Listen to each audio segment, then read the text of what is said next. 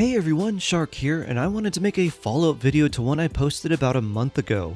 In that video I talked about how I've been casually playing Honkai Star Rail, living the free-to-play life, and I decided to skip Silverwolf for Luocha, because I could only get one of them. I won't rehash the details of that video, but it basically boiled down to my idea that a second healer would benefit my account more than the debuffing capability of Silverwolf. And now I want to answer the question of whether I regret that decision because I was actually able to get both of them, just not together. As those of you who are able to watch my streams may know, I have two Genshin accounts. My original one that I messed up really badly early on but still kept playing, and one that I re-rolled and was able to advance very quickly while also avoiding making the same mistakes I did before.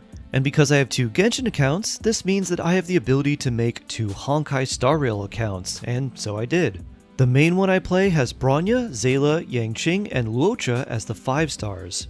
The other one has Jingyuan, Yangqing, and Silverwolf as the 5 stars.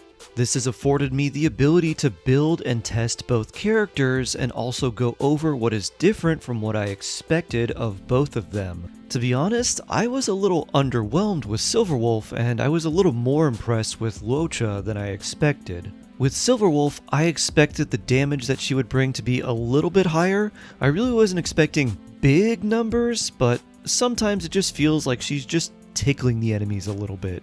I was expecting her debuffing capability to be really good, and it definitely is, and she has exceeded my expectations on that front, especially with the effect hit rate buff that we got just as she was launching. So even though her damage was lower than I expected, her core mechanics are still very strong and in line with what I expected, and it doesn't seem like there will be characters like Silverwolf that can implant additional weaknesses in enemies anytime soon. I also believe that Silverwolf is a character with a very high potential, but that she really does need great gear and the right team set up to really shine. Conversely, when I'm thinking about Luocha, he worked better than I thought. I initially thought he was going to bring slightly more heals than Natasha, while also bringing enemy buff removal, cleansing, and imaginary damage and break effects. Well, I was mostly right, except for the healing part. I was wrong because he heals way more than Natasha.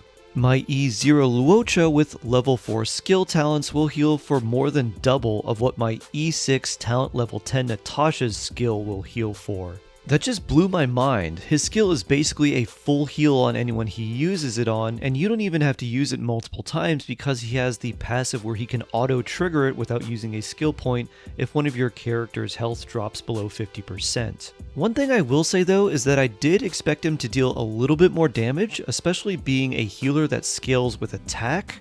But then again, I was comparing him to an E6 Natasha who can actually hit fairly hard. So overall, both Silverwolf and Luocha met my expectations in most ways, but didn't quite live up to my expectations in other areas.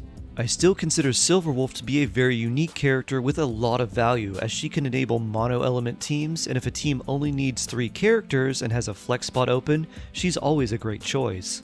I see her value only increasing over time, especially as more characters are introduced. Luocha is also a very good character that does absurd amounts of healing and offers so many other great utility benefits as well.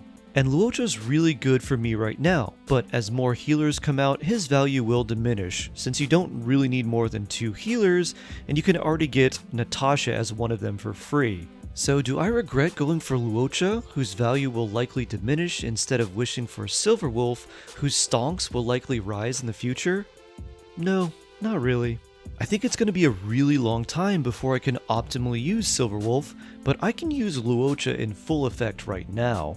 And while Silverwolf may have been the smarter pick for the future, the upcoming 5 stars, Kafka Blade, Danheng, Imbibitor Lune, and Fuxuan don't really interest me that much. For that reason, I'm unlikely to do much wishing, and I'll just save my Jade for a 5 star I really like down the line. And if I don't do a lot of wishing, that means I'm going to have fewer characters on my roster, so it'll be a long time until I can really make use of Silverwolf, and by the time she has a rerun, I can wish for her if I think she would really benefit me. Luocha, however, seems like he'll be a really good staple on my team for a really long time. Even if I get another healer, it's unlikely that I would replace him unless the new healer was another crazy utility toolbox character. What looking back at this experience has taught me is that it's really easy to psych yourself up for a character, especially when you have very few of them. I've spent a long time building my Genshin account and I have a lot of really good characters, so I don't feel like I'm missing out if I don't wish for someone.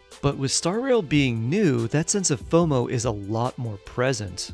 However, when you really evaluate why you want a character and you don't just give in to the hype, I think you'll end up being a lot more happy. Because character hype is always going to rise and fall with each new character that comes out, and if you follow the hype trains without really considering what would be best for you, then you're most likely going to regret using your limited resources on something you didn't want as much as you thought.